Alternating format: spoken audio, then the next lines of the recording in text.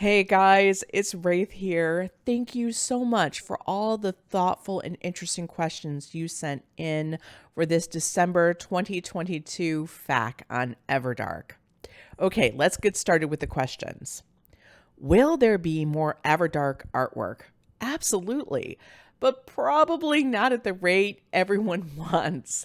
Mathia does a lot for me. They are literally our main illustrator, and I need them to work on a ton of things all the time. So I try to use their time well, as well as I can. So right now they're doing something for me on the next upcoming serial that will be starting probably in February called The Night Prince.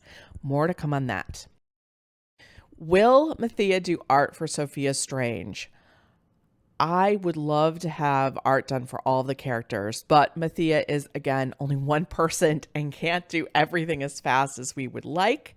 You will find out that we are actually having an Everdark manga done by T-Wolf, who did Dark Earth. So we'll see likely her version of Sophia potentially.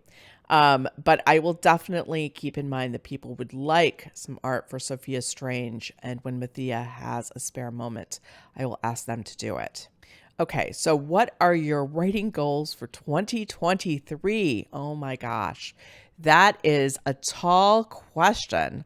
My writing goals for 2023 is I will be basically starting the serial called The Night Prince, which I am so excited to start sharing with all of you. Probably in January, you'll hear more about it. So a new serial will definitely be started. The rest of the serials on the site are, quite frankly, really long ones. So I don't anticipate any of those serials ending in 2023 rather. God, the time goes so fast. And I'm not sure what or when I intend to do an individual book series. I might do another serial on Kindle Vella, like Take Crimson and put it up there, but I don't know. We will see. I really want to focus on the site and Everdark, so that's what my focus will be. And by the way, my normal output of writing is at least 40,000 words a month, and most times like close to double that. So my writing goals remain the same as they have for 12 years of writing on Raythe Rain professionally. Okay, next question. What is the creative process of your stories? How do you plan out and create the worlds and characters? Well, that is actually a very good question, and it's a very involved answer. I pretty much look at Raythe Rain as a whole, and I like to have at least one vampire story going on, one science fiction story, one sort of paranormal romance story, one maybe shifter story, and one sort of high fantasy but in the realm of like the here and now. So I first look at what I'm missing in our in the lineup, and then I sort of narrow down from there. The next thing really that comes to me is oftentimes an idea, like for Dragon's Reign, for instance. What would the world be like? What would our world be like if shifters were real? Then I start with that question and I go on from there. The Night Prince answers the questions: what would happen if we discovered high fantasy beings like elves, dwarves, sprites, and everything were real and had to live with them in our daily world? And that is very exciting. I then go into the characters. Normally, I start with the two main love interests and I start building out their lives, friends, family, interests, what they're basically having to deal with, their secret past, their burdens, everything that's coming out. And I slowly but surely flesh out their characters. And I also flesh out the world itself. Like, how does the world work? What are the rules? And I'll give you an example from the upcoming The Night Prince.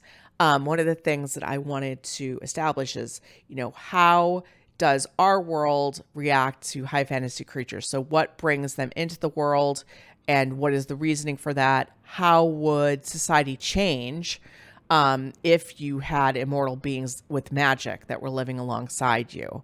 Now, there's a reason for the need for these high fantasy creatures to have come into our world, which is like the main thrust of the Night Prince, which I don't quite want to talk about yet, but it really does. Like, how do you have the U.S. military deal with people who use magic? That's a question.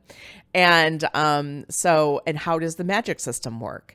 And can, what are each race's or species features, and what are their societies like? Because they're all different. I mean, elves and dwarves are not the same, and sprites are not the same, and all this kind of stuff. So there's going to be a lot. I start like filling in those details and try to figure out what these societies essentially rely upon to make things work for them. So it's a very involved process that, starts with a single question and ends up just like basically like almost like a trunk of a tree, and then think of all the branches.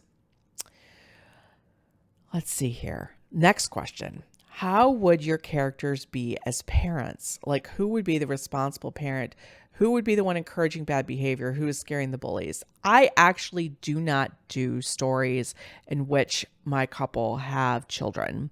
There are many reasons for that. One thing is that it really doesn't interest me. I'm not a kid person myself, though I'm like that person who's allergic to cats that all the cats come to. I've had very close relationships with my nieces and nephews and my friends' kids, but I do not have children and have no desire to have children. So these types of questions really don't interest me. I know that sounds terrible, but I don't think of my characters as being parents, because they aren't parents in the stories, and I don't foresee them as being parents. You can, for yourself, though, make some, thought process on this. I guess we could use Everdark because they do have fledglings. For example, I would see Balthazar obviously as a very indulgent parent, wanting to spoil any children he has, where Christian would be ones that he would be more probably the firm rule follower and want to have structure. But that's as far as I go with that, to be honest with you. I mean, I think that you guys who enjoy that kind of thing would probably have many more interesting answers to that than I would. Another question is, I've been binging all of the books lately. How much time has been dedicated to write all of this? Well, 12 years at the current rate. Raythe Rain began in December of 2010, and I have proceeded to write pretty much every single day since then. So raytherain.com has the results of almost all of that writing, because I also have individual book series, which you can find on Amazon.com, most of which is in KU, other than Everdark itself, which is not. So you can see that it's been an extreme amount of writing. I write a minimal of 40,000 words a month, which is equivalent of a book a month, oftentimes more than that. So that's what's all this. And that doesn't even count all the manga and stuff and all the other things that I do, that I write, the manuscript for that, all the ads, all the stuff. So yeah, it's a lot. I'm not actually going to answer this other question about, I'll let you guys know. Somebody asked, like, but does Heath's outcome ever get resolved? If it happens, I don't remember reading the serial, but maybe I missed it. That's spoiler territory. We cannot answer those questions in like a in a FAQ, because people can't get past that, and it's just not good. We just don't want to spoil for people. Next question is one I've gotten a ton of times. How do you get ideas for your stories? Honestly, I always have story ideas. Constantly have story ideas. I don't know of any writers who don't. In fact, we have more ideas than we have time to write. This is just sort of a thing that happens for most of us who write. I don't know what it is. It can be, it's sort of like crazy, but that's how it is. But like I described above, in terms of my writing process, I normally start with a question. For example, what if shifters were real and in our world?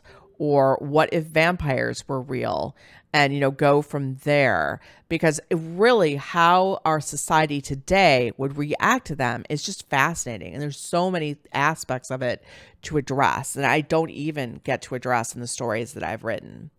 I think one of the things that for Everdark that I'm really enjoying doing the 3 serials is that the first serial establishes that vampires are real in vampire society. The second serial addresses the war among the vampires that happened before, really the war among the immortals, and coming to terms with that.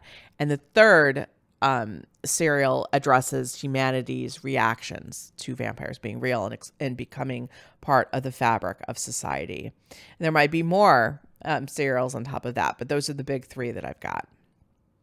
Okay, another question here. I always imagine the couple years later into their relationships after reading, especially since they are immortal, and I just wanted to ask how you see them. For example, Kate and Valerius from Dragon's Reign or Nick and Bane from Cursed. I think of them, honestly, much as they are when we left them. I really like to think of them at that last moment in time where there's so many opportunities to come down the line for them. So they sort of are like, in amber for me, because that moment is frozen, but there's so much that could potentially happen. But if I think of something that happens to them, it's normally for a sequel.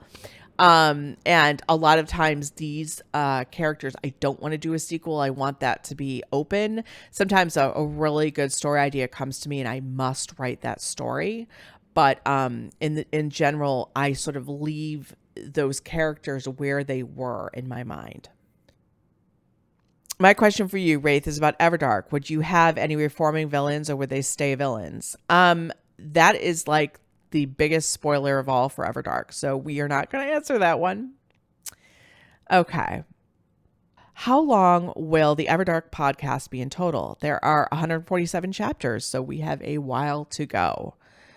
If the written story is done, why don't you release it ahead of the podcast? It actually has been released already on the subscription site. You can read the entirety of Everdark already. I'm just editing and putting together the story in the volumes as I go ahead. It's just don't have time to do it all at once, and you miss things if you do it quickly for editing. And also for the books, we want to keep it in sync with the audiobooks and the hardcovers. So that's also a part of that. And doing the audio, as you can well imagine, takes a long time. So someone asked, the ebooks are now on Amazon. Does that mean the podcast will be on Audible? I never rule out anything, but when you put something up on Audible that is not exclusive to Audible, they literally give us 20% of the net. So to give you an idea, let's say that they sold the audiobook for $1, and they have done this, I would get 20 cents. Yes, 20 cents, and they would keep 80 cents. That is absolutely insane, because Audible does absolutely nothing in terms of getting that 80%. Basically, they have a monopoly on the market, and they use that to squeeze people who do audiobooks. And it just is obnoxious. Even if you are exclusive, it's only 40%, but that's far greater than 20, as you can imagine. So I don't think so, as quite frankly, I want to keep, I think that the cost to create the audiobook is extensive.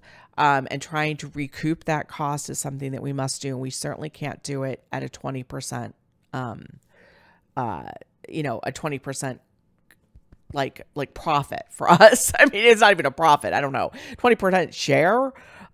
So that doesn't mean I won't do it eventually, maybe after everything's been released and the whole thing is done, then I might. Also, I really want to stress to you guys that it is a far better deal to sign up for raytherain.com to listen to the entire audiobooks, the entire serial. I mean, right now we have almost all 3 volumes up on the site, and by the time you probably listen to this, there may be all 3 volumes.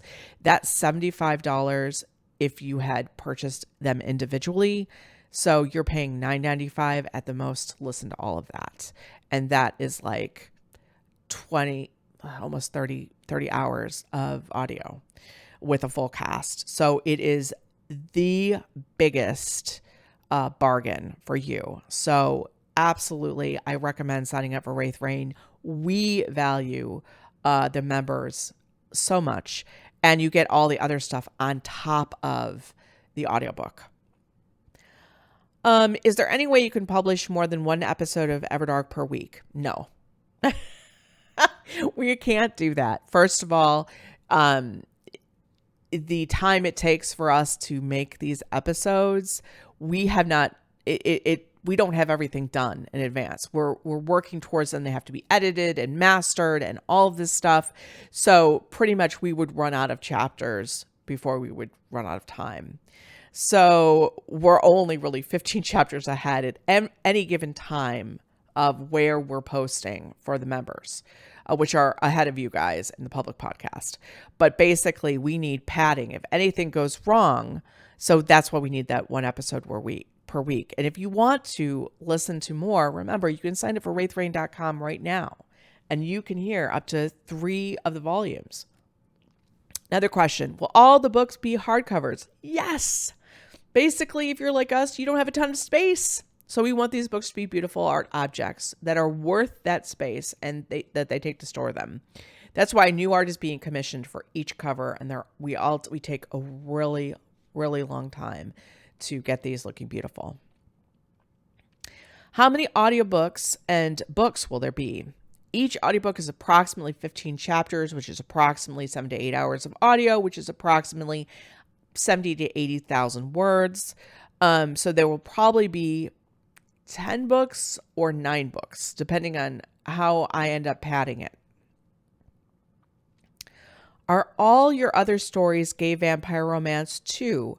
No, they are gay romance, but they are not all vampires. But they are like Everdark in that they are romantic action adventure with at least one gay couple, sometimes more couples if it's a longer story, and they always have something supernatural or magical about them. But they aren't all vampires, but they all do have happily ever afters, HEAs.